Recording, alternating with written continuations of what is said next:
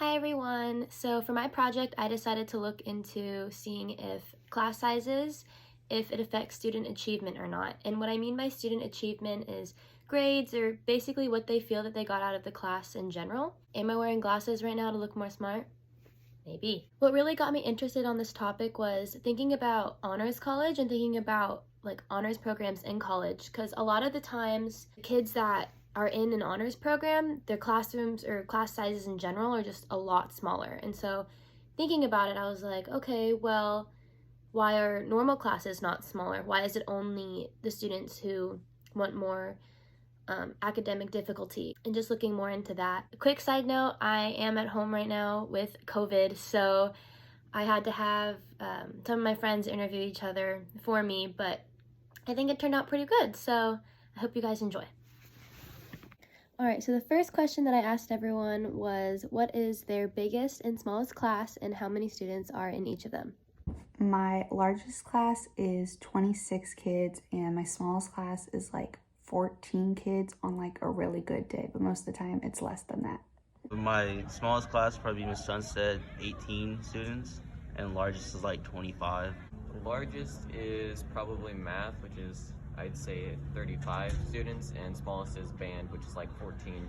My smallest class is Mr. Rodriguez with like 20, and my largest class is weightlifting with like 30. I have 36 students in my most populous class and like 23 in my smallest class. Next is personally, do they feel that they learn any bigger or smaller classroom environment? I don't feel like I learn any better or worse with a smaller or larger class size. It doesn't really matter. I feel like I learn better with less because you can get to know people better, and it's more comfortable if like you know people in your class. I don't think it really matters. I don't know. So I feel like energy has a lot to do with it. So like classes that have students that are more active and engaged tend to be more, I think, better learning environments. My 0 period class is a little sleepy. Have some examples here. My 5th period class has a lot of energy. So I'd say it depends on energy and the characters in the class, not necessarily the size of the class. The next question was, does the academic achievement from the student rely more on your teacher or your peers? I think my academic achievement relies on my teacher, but I have a better time if I'm with my friends. Probably teacher, because they're the one like teaching you the material and everything. I'd say teacher more. The teacher. I think some kids thrive with a lot of teacher support. I think some students who have maybe a little stronger executive function can do it on their own and work with their classmates to achieve. So I think it's a case-by-case basis. But my job is to be here and available when they need me to answer questions and support them and help them develop. Looking more into the actual work that has to be put in, would a student rather do more group work or more individual assignments? I would rather talk with the group and discuss the assignment and get ideas and then do the assignment individually, so I'm not basing my grade off of the other kids. I'd say group work. Individual. Group work. We do less group work now than in prior years, and I think that's a disservice to my students. So I think a good balance of both is important, because in life, like, you can't always rely on the group, but it's good to have those skills, develop those social skills in the group to prepare for life outside of high school. Lastly, do you get higher or lower grades with bigger or smaller classes, or is there no correlation at all? I don't think my grade is any higher or lower in a class if there's more or less kids. It really just depends on if the teacher is giving me the attention and the help that I need. So no correlation, really. No correlation. Okay. No correlation. No correlation. Okay, right on. I don't think there's any correlation. Okay. I don't think there's a correlation. I think probably it has to do with the make. I think at Dixon High sometimes like students are tracked into classes based on single class offerings like band or Avid, and so certain groups of students in certain classes tend to be higher grade students or lower grade students. But I don't really think there's a correlation between grade and class size. Hi.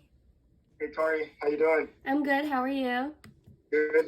First, from your observations, do you feel that students learn better in a larger or smaller classroom setting?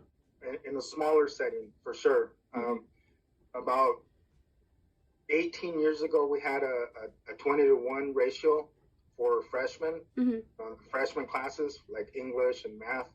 And students seem to have done better in a smaller setting, and I believe it's because you get more of that one-on-one attention instead of having 40 kids in the class, which is really hard to just for class management. Teachers seem to take more time to get students settled, and, prior to teaching them. So it just smaller setting is I believe is the way to go. And then you mentioned like you saw that in math and English classes. Do you think it like depends class by class, like student size, or are there specific classes you think that should be smaller? I think it should be across the board and focus more on students that are having a difficult time in the class, and to offer them extra help. So definitely across the board, smaller classes, class sizes seems to have a better turnout in grades and attention, retaining what they're learning. Have you seen any negative effects from students with above average class sizes? Yes, and definitely with we have our high achievers, the ones that just kind of just want to just get it done, and they're in the middle. But I've noticed that in really large class sizes, usually our students our A students tend to struggle a little bit. And I've spoken with a couple. It's like, hey, why do you have a B in the class? I've never seen a B in your history. And they say it's really hard to concentrate, to kind of focus with the teacher saying just because of the volume of students in the class. After getting to interview everyone, what it seems like is students don't really have a preference for larger or smaller classroom sizes, but the teachers prefer to teach in a smaller classroom environment. I feel like this makes sense because obviously there's a lot going on for teachers. It's harder to put your attention onto one specific person or question, whereas if there's less students, you have more of an opportunity to have that personal connection and one-on-one time with them. For students, it really just depends on the teacher, they feel like. If they have a teacher that's really attentive and seems like they're always there for the students and get their job done efficiently, then the student's gonna learn just fine regardless if there's 30 or 20 kids in their class. Also, I think it just depends on the grit and drive that the students have.